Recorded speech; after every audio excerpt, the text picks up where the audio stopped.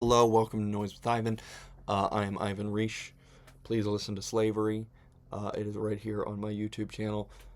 Uh, that's all the information I have. I want to talk about dark noise music, the dark side of noise music. Obviously, the whole thing is pretty dark, but what that means is just kind of the uncomfortable nature of micro music, the music that is as small of a deal as it is. And also, I just want to talk about black noise. So, roll the intro.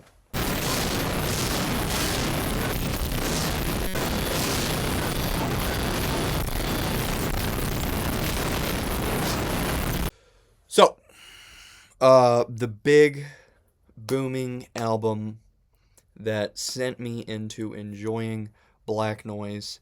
It's not something that I wouldn't have enjoyed already. It's new to me, but there's been a couple other albums that came to my awareness recently, and I wanted to bring that back up because that was one of the many albums that I reviewed when I wasn't. I think I did the how to listen to harsh noise walls video, and I didn't get quite into all the stuff that I had been listening to on Noise with Ivan. So this is a good time to bring one of those albums back in.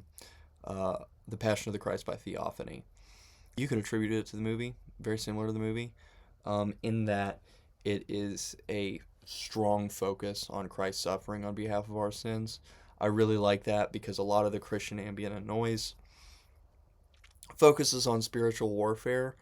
This is just a meditation that's going to cause spiritual warfare outside of a piece of music based on spiritual warfare, and I think can cause a lot of divine meditation. This, as opposed to the longer noise walls and ambient music that you get when you're looking at some of the stuff that we do. And this is an early Militant Liturgy release, so Militant Liturgy has kind of built up this real ambient noise wall Christian meditation. Monk Illuminating Manuscript is a big example of that. Obviously, Holy Hermit Humming is a big example of that. There's a name that's not coming to me, but one that I'm very familiar with. The Ambient Hermit. Haha, got it. The Joaquin Desperez. I don't know how to pronounce it. Hopefully that's right. There has been a series coming out on Militant Liturgy that has been very, very good. He does ambient music based on the music of old ancient church hymns and things like that. So, with that being the spectrum of Militant Liturgy, it's really cool to look back a little ways and see something that has such a contrast and something that's maybe a little bit more brazen and aggressive and really gets you to the core of what we're talking about. So it was a spiritual experience for me. It really allowed me to grow in listening to all those things. The reason I bring it up is this black noise. Definitely guitar oriented. A lot of overdubbing with guitars, not necessarily tonal, but tonal as far as noise goes for sure. You know, there's a lot of atonality and just these massive build-ups. I had toward the end of, I think, the last track on Portraits of Cain. This really reminded me of that. Just the overwhelms with guitars and overdubbing. It just really builds up an emotional, aggressive experience. So that's the cool thing about black noise. Me not really knowing anything about black noise, the thing about it is the way I understand it, the way I'm experiencing it, is it tends to be very musical, right? Like, let's say, when I think about Dungeon Synth, it seems like we really liked that one Burzum album, and we really like that kind of artwork, and we really like fun, fantastic themes and elements in our music, but we don't want it to be reduced to as often as a black metal band who's maybe going to do an album every couple years at most, and then bands break up. It takes a lot for four guys to work together and make something. That doesn't happen once a week like it does with dungeon synth artists and noise artists. It's really good to have. One of the positive things about having so much production in music is that artists can geek out, do the things that they like to do, work towards something and grow musically. Avant-garde music is supposed to be the music of the future, right? Out of the box thinking that develops the entirety of music. So I suppose when we're talking about experimental music, and I know this for myself, because slavery in the projects that I do are not noise central, but me being involved in noise, being in the noise community, listening to all this stuff is something that really pushes the way I think about putting an album together. And I'll get into that later. You might not like the overproduction of music and people just making stuff to make stuff, to the point where an album being an album, I made an album. Okay, I made 3 albums this morning. You know what I mean? It's kind of changed what an album is. I think is probably why we call it a release often. But yeah, the thing about Black Noise is that it's just a really really artistic canvas. Same as Dungeon Synth. I would hope that Black Noise has a even wider audience than Dungeon Synth, but Black Noise is just so much more interesting. So much more interesting. But I would say that noise in general is a very interesting thing. Black Noise is artistic for sure. So I got into some Black Noise. I'm not gonna go dead on Black Noise. Yeah, I will. Tomb did a split with Crowhurst. I'm obviously a huge fan of Crowhurst, and this is as as opposed to, like I was just saying, Black Noise has a huge audience as opposed to, because you've got black metal fans, and most people are black metal fans. I think I know a lot of black metal fans that aren't even I don't even know because of the scene, you know. Um, so Crowhurst and Tomb. Crowhurst is one of my favorite noise artists in general. When Crowhurst starts off this split, I think Crowhurst is like 35 minutes, and then Tomb does 45 minutes. It's just really intricate noise. It's not harsh. It's not aggressive to the ear. There were some things that were irritating in it, which is really weird when you have noise that's easy on the brain, but then it adds some shrieks and shrivels in there, and you're like, ah. It can be hard to listen to at certain points. I'm not here to tell Crowhurst what to do. As I said, I'm a huge Crowhurst fan, but not huge. I really like his albums. He stands out with Mersbo to me. Actually above Mersbo. I would rather listen to Crowhurst than Mersbo. Crowhurst, Jason Kromer, artists like that were huge before I was involved in noise music. I'll say that. When it goes beyond being involved in noise music, that's a pretty big deal. And I think the Mercy Vacuum, I can attribute to that. Be it he's not a popular noise artist, but he's one of the most interesting noise artists. When it leaves being improv, that's a huge positive thing. But when I got to Tomb, and this is my first time listening to Tomb, it was really musical. Yeah. If you like noise and you want it to have music in it, this is different from musical intros. It's just consistently music. I got the same thing when I listened to the new Angel of the Enemy. I'm so pumped on the new Angel of the Enemy release. Each song is 33 Tristidia. I've said it all different ways since it came out. Huge fan of the Angel of the Enemy. Working with him and the Mercy Vacuum were the first 2 artists I worked with. Me and the Angel of the Enemy worked on our split a couple months before it was done. It was just a massive thing.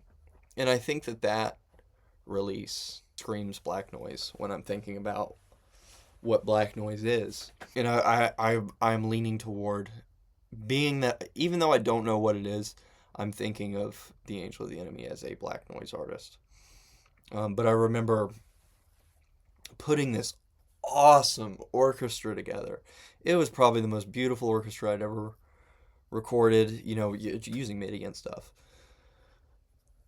And I was so pleased with it. And I started distorting it. And I just turned it into this giant pile of noise. And he was like, I like the black metal thing. And I was like, I didn't even think of it as black metal. It was an orchestra. That was orchestral music. And then I just distorted it so much that it sounded like tremolo pecking on a guitar.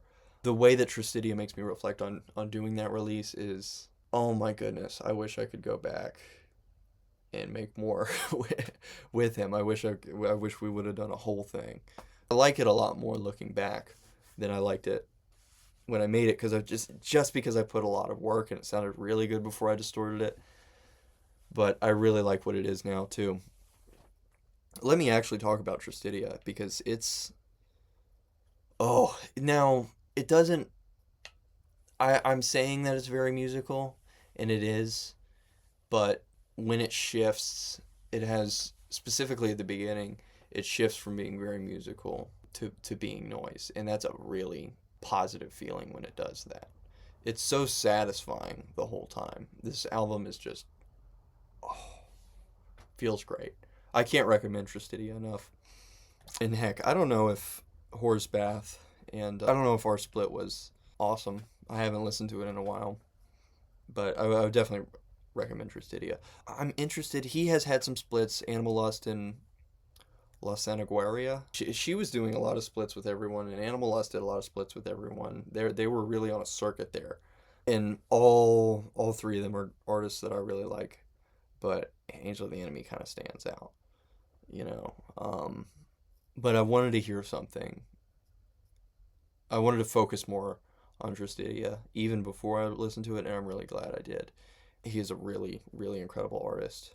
That was just a complete pleasure to listen to. Now, I want to mention Skull Noise by Morbid Beauty. I grabbed the Morbid Beauty complete pack, and listen, Morbid Beauty, you should be mentioned in this video, but I didn't get a chance to listen to it. I should say I fell asleep when I was listening to Tristidia, which is how it's a really complicated, really complex, really amazing release. I did fall asleep listening to it, so it's not harsh. It's not difficult to listen to. It's not going to keep you on your toes. Coil. I remember listening to Coil really early on. I'd gotten into deep listening, and I'd had a great experience listening to Walter Marchetti, and another artist that was like a real old school guy. When I was experimenting with deep listening, and I tried to deep listen to Coil because I was looking for more stuff to listen to like that. Oh, I had awful nightmares. Same thing happened when I listened to Man Hates God. I was in the bathtub and I was listening to it after I'd released it, and I had the crazy nightmares.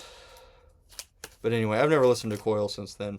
This looks very similar to something that I would have released, and I specifically grabbed these when I went to pee, because I wanted to talk about them today when I was talking about the dark side of noise music.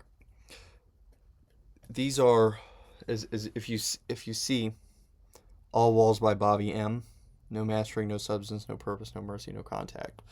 Very, very simple release. This, and again, this looks like something that I would have put together. Bobby Maggard is massive. Not that he's fat. I'm saying that he has an insane amount of these floating around under like hundreds of aliases. Like he does a crazy amount of stuff. But the Snuff Victim releases are noise walls, so this is what he would do that's kind of in my wheelhouse, what I would enjoy. I haven't really found anything about this guy, but he's got everything on Discogs. And I think this release is on, oh yeah, it's on Rate Your Music. At least this release is on Rate Your Music. Responsible for Gangrene Discharge and tons of Gore Noise projects. An insane amount of CDRs are coming out of, or have come from Bobby Maggard. And I don't know how to feel about that. And I would like to do that. I think that's what I was coming at with doing Source. I would like to just make a ton of stuff. When you get into making CDs, and when you're in a scene where it's acceptable to make a CDR with Sharpie that says what it is, you're comfortable, and you want to make a lot of them, then I don't know how many maybe there's 100 of these. I feel like there's a lot. You'll see them on Snuff Victim and Gangrene Discharge. You see on eBay a lot. If you look up noise CDRs, You can get a couple CDs or for like $10. Um, I think about a lot of guys that make a lot of music. I don't know how to feel about it. And in a way, I would do the same thing if I wasn't making releases for Woods Mattress and Sado Rituals and all these other guys. If I wasn't involved with Gates of Hypnos, I would probably do the same thing that Bobby Maggard is doing.